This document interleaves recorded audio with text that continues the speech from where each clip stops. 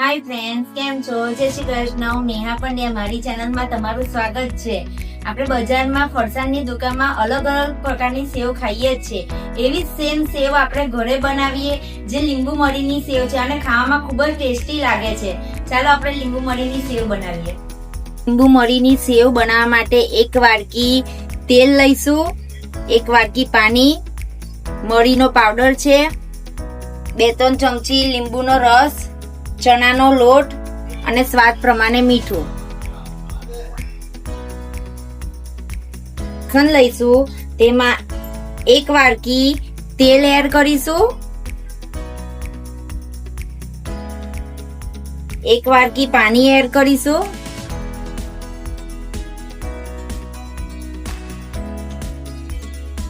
એક ચમચી મરીનો powder add કરીશું, 2-3 ચમચી લીંબુનો રસ એડ કરીશું, સ્વાદ પ્રમાણે મીઠું એડ કરીશું,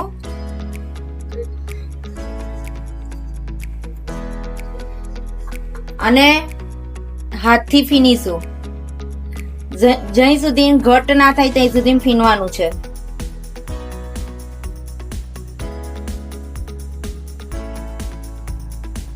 આપણું થોડુંક ઘટ થઈ ગયું છે.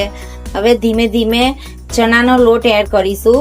જેટલો ચણાનો લોટ સમાય એટલો નાખવાનો છે.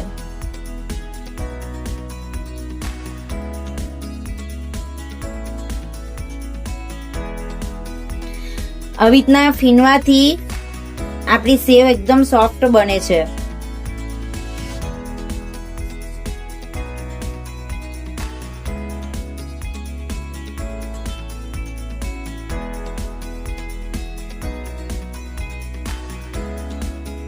આ ટાઈપનો લોટ બાંધી દેવાનો છે.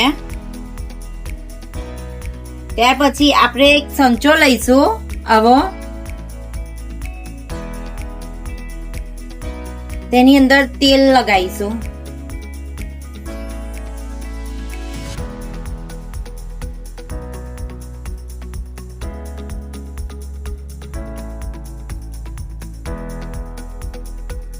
આ જાળી લઈશું, એના ઉપર લગાવીશું.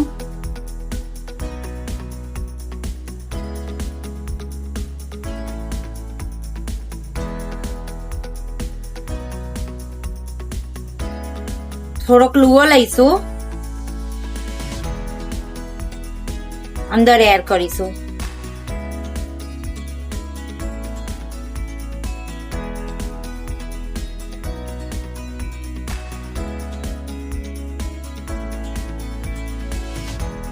થોડુંક અહીંયા તેલ લગાવીશું અને બંધ કરી દઈશું. તેલ ગરમ કરવા મૂકી દીધેલું છે. આપણે હવે ડાયરેક્ટ અંદર સેવ એડ કરીશું, સેવ પાડીશું.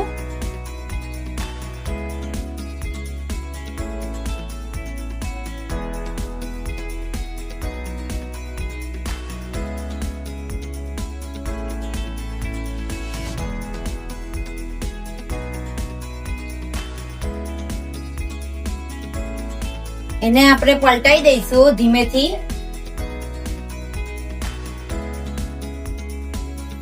થોડી કડક થાય ત્યાં સુધી તરવા દઈશું. એવું આ ટાઈપની થઈ ગઈ છે. હવે એને આપણે બહાર લઈ લઈશું. આવી રીતના ફરીથી આપણે સેવ પાડીશું.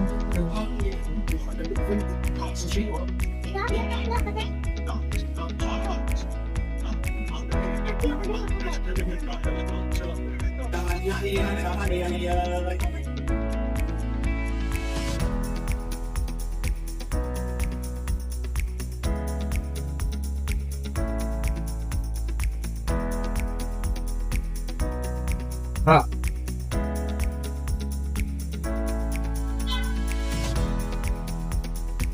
સાહેબ.